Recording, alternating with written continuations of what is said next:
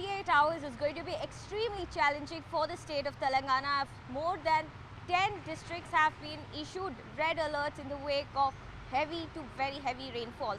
In Hyderabad particularly, an orange alert is in place, which means that the city is experiencing light to moderate showers. At the time of filing this report, the city is experiencing moderate showers, and you can see that how rains in the city of Hyderabad have caused or thrown life out of gear, if not for residents but especially for the first responders teams, the disaster rescue force, which have been on the ground working non-stop. Not just them, there are over 428 emergency monsoon response teams that have been employed and deployed by the Greater Hyderabad Municipal Corporation. But to give you a sense of the work that they've been doing, you know, there are stretches of roads like these all over Hyderabad which are not great, which are not perfectly laid. This is an under construction building, bridge, where you can see that the roads in fact are getting completely inundated because of two factors. One, the water coming out of the bridge, and the other is the accumulation of nala water. And this particular road has now been cut off for the commuters here. The buses and the two-wheelers are being asked to travel on the other side of the road. And this is not just one scenario. Almost take a walk across many low-lying areas in Hyderabad, you're most likely to come up with similar visuals. Bikers, residents struggling to wade through knee-deep waters.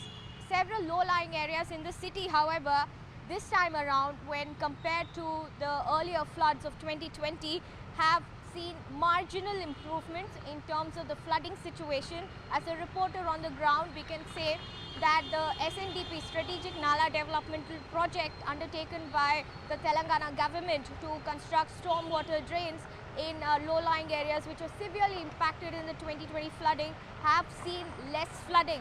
However, what happens in the rest of the city is this: traffic snarls, pothole-ridden roads causing immense trouble to the commuters. The GHMC here on the ground has also identified over 400 dilapidated buildings to ensure that there are no casualties due to building collapse. Just take a look at the other side of the road. You can see that the rest of the roads may appear normal, but what is exactly happening is the traffic congestion.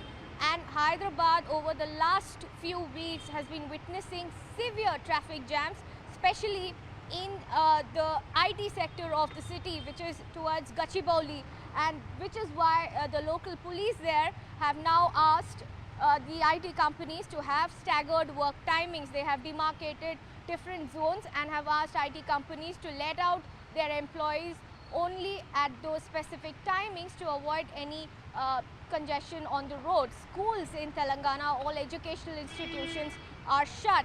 But what really remains a big challenge are the rural areas, are these 10 districts where dams are overflowing and more than 7,000 to 8,000 people have been evacuated, especially in areas like Mulugu, to prevent any kind of adversity.